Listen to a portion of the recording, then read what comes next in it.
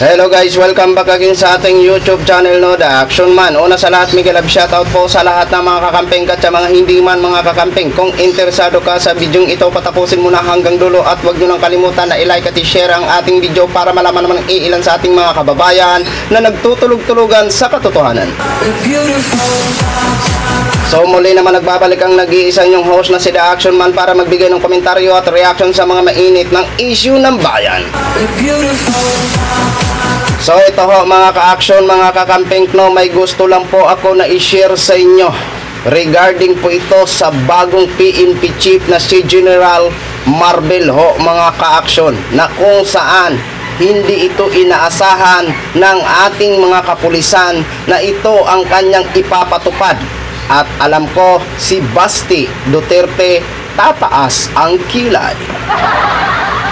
So alam naman po natin mga ka-action na sa tuwing lumabas po tayo ng bahay at mamasyal sa mga malls, may mga nadadaanan ho tayo sa mga daanan na mga ating mga kapulisan na kung saan naka-duty ho sila, ay nakikita ho natin at hindi mapagkaila ng ating mga mata na ang ilan sa ating mga kapulisan ay gumagamit nga po ng cellphone sa tuwing may duty. Okay? Imbis na ang mata nila maging alerto sa kanilang mga post, pero hindi ho maalerto kasi nandun sa cellphone. Sa cellphone nakatingin. At eto nga po, sabi niyang bagong PNP chief, walang kuta o hindi paramihan ang paghuli ng nagbebenta o gumagawa ng mga illegal drugs. Bagkos makapokus daw kung saan ang pinakamainit na issue sa usaping droga. At sana po si Kibuloy sa pamamagitan at pamumuno ng dating ng bagong PNP chief na si General Marbel ay sana mapukusan niya din ng pansin ang paghuli dito kay Kibulok. Ha? Okay. So ipagpatuloy po muna natin mga ka-action bago po tayo magtuloy-tuloy, ha. Panoorin muna natin itong balita at mahigpit na mga rules ni General Marbel, ang bagong PNP chief. Bagong PNP chief may mahigpit na babala sa mga pulis. Kabilang na riyan ang pagbabawal sa paggamit ng cellphone tuwing naka-duty. Ang bagong pinuno ng pulisya, iginiit din na prioridad ang mabilis na pagresponde sa pangangailangan ng publiko. Si Joshua Garcia sa sentro ng balita. This is my first and last warning. No cellphone during duties. We need patrol. Ilan lang ito sa mga babala na binitawan ng bagong liderato ng PNP sa mga kapulisan. Alinsunod na rin sa marching order ni Pangulong Ferdinand R. Marcos Jr. na mas paigtingin ang presensya at pwersa ng pambansang pulisya laban sa cybercrime, transnational crime at terorismo. Ayon kay PNP Chief Police General Romel Francisco Marbil, walang babaguhin sa sistema na nasimulan na ng kanyang mga predecessor, kung saan prioridad pa rin ang pulso ng bayan at kung paano matutugunan ang mga pangangailangan ng bawat mamamayan. Public service ang pinakauna namin. So, early in the morning, we don't spend so much time dun sa mga parada, mga ganun natin, sa mga flag racing. Before 8 o'clock, dapat we are ready to accept all our clearances. Doon tayo nagugustuhan ng tayo kung mas maaga, and yung lahat ng mga problema nila nasusolve natin as early as possible. And I think it's the best way for the PNP to move. Nang tanungin naman si Marbil hinggil sa paglilinis sa hanay ng kapulisan.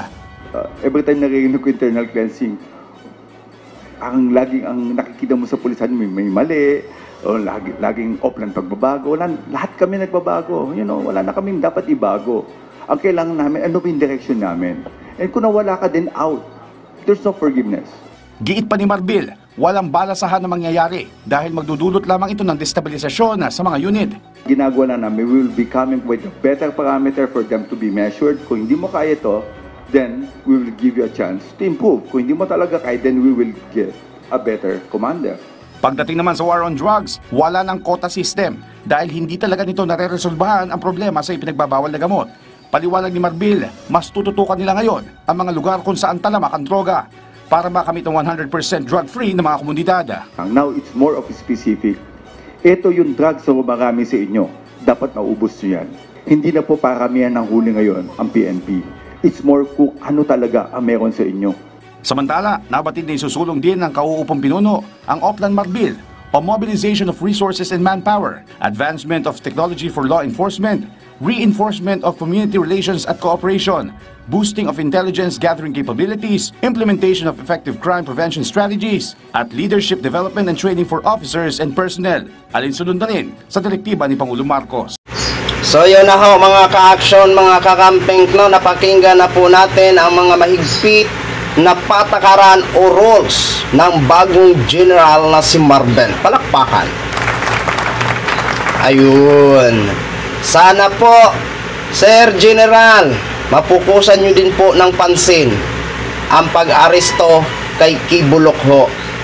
Kasi dapat lang po na siya ay iharap sa Senado at ikulong doon sa Senado sa pag-isnab at hindi niya pagrespeto sa Senado po, mga ka-aksyon, mga kakamping. Sana isa din yan sa mga priorities mo na maaresto si Pastor Kibulok. Alam ko po na si Baste Duterte ay nagpatupad nga ng gyera kontra droga sa Davao. Mukha yatang taliwas ang patakaran ni Marvel, ni General Marvel, sa naging gyera kontra droga. Dahil ayon sa kanya, hindi paramihan ng huli, bagkus makapokus kung saan talaga ang talamak na lugar kung saan nagbibinta ng illegal na gamot. Maganda po yan, maganda po yan. Ang sinasuggest ho namin sana, na sana sa tuwing may bypass operation ng ating mga kapulisan, ay dapat may mga body cam ho sila o kaya magsama sila ng media man para maiwasan po ang mga kuro-kuro at hinala ng taong bayan sa ating mga kapulisan. Sana sa pamumuno mo, General Marvel, sir, sana mabawasan na o matino na ang ating mga kapulisan, kasi alam naman po natin kahit malaki ang kanilang sweldo, may iilan po talaga na ating mga kapulisan na lumalabag sa batas, na bagkus sila ang magpapatupad at magproteksyon sa ating mga civilian, pero ang iilan ay lumalabag. At sana sa pamumuno mo maging malinis ang hanay ng ating mga kapulisan para maibalik na ang tiwala ng taong bayan sa inyo. Kaya salamat kung yan po ang inyong paninindigan. Okay? Dito naman kasi sa pagbabawal ng cellphone dito sa ating mga kapulisan, bawal lang po sila siguro humawak, no? Na tuwing may duty, nag-chat-chat, nanonood, bawal, pero nandyan lang siguro yan sa kanilang bulsa. Siyempre, anytime kung may mga tawag, may mga ganun, masagot nila agad. Tama po yung pinapatupad ni Marvel at sang-ayon po ako dyan, mga ka-action, mga kakamping. Kasi para maging aware sila sa kanilang mga pwesto o kung saan sila nakapang-duty ng mga post, no? Kasi ang ilan kasi sa ating mga kapulisan, abay nakaupo, humahawak pa ng mga cellphone nila.